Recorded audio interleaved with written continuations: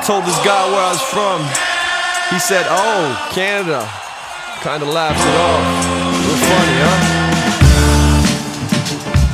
Yeah. Come on.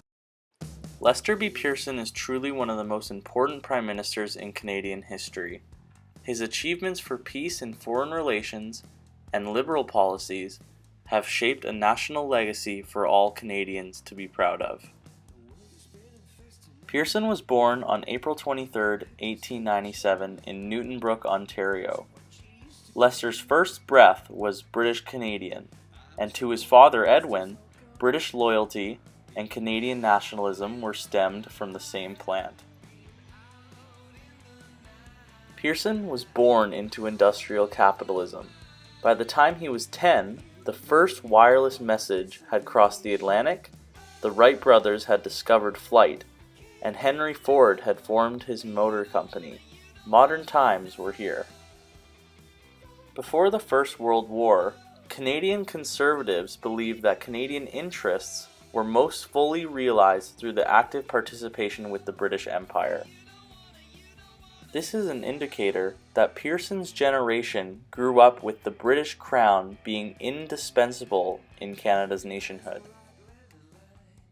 Like many other Canadians, Pearson became very nationalistic during the First World War.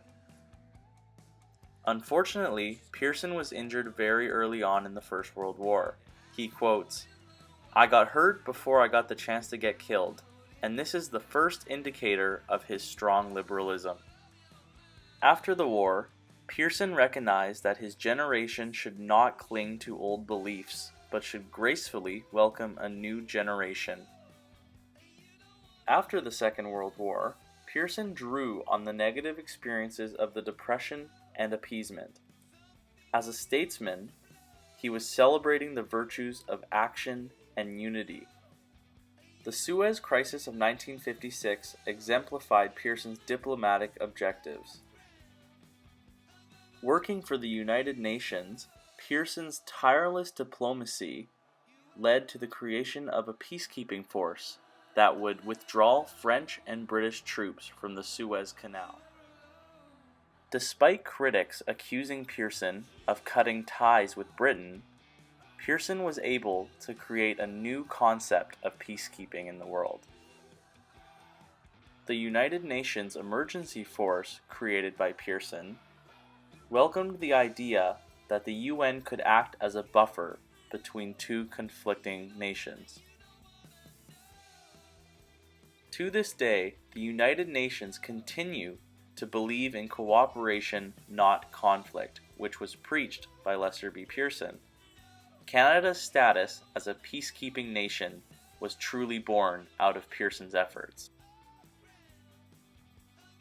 The United Nations Emergency Force provided a temporary supervision and ceasefire that withdrawed British, French, and Israeli troops from Egypt. Secondly, the force maintained peace until a political settlement could be negotiated to benefit both sides.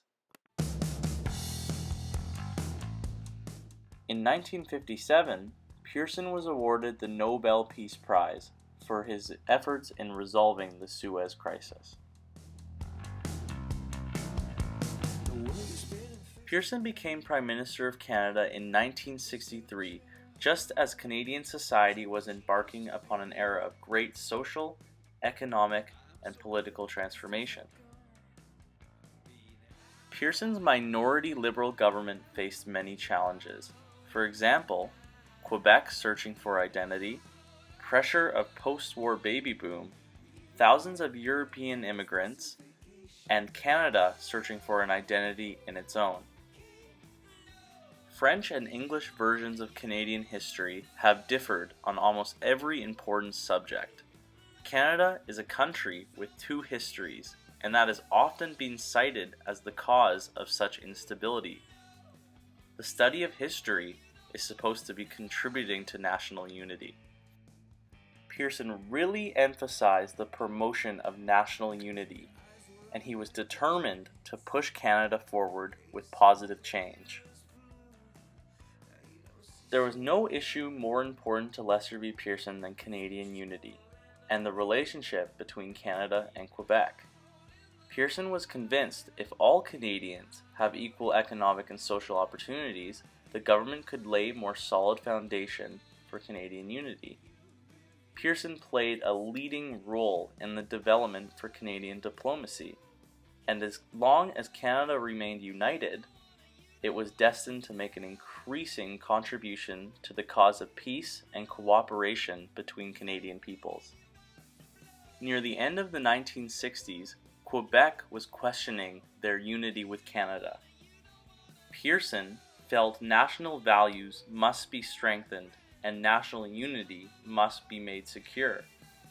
This foundation, on which the problems of our federal government must be resolved, is acceptance of the full partnership of English and French-speaking Canadians, quoted by Pearson. Pearson believed Canada needed to bring the British North America Act home. Canada needed its own constitution, which would enable a strengthened central government and provide national leadership. Pearson desired constitutional reform to keep Canada connected.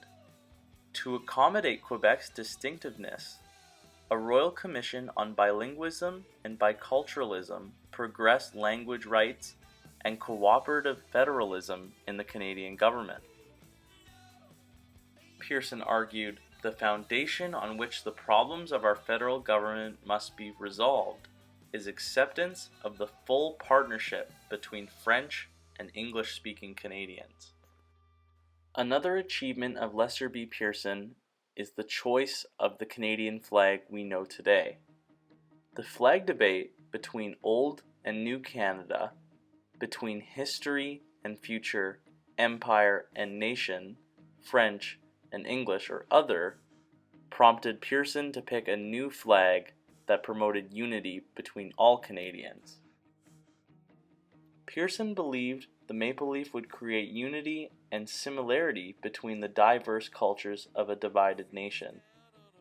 The new flag was a state intervention in cultural politics to ensure the survival of the nation.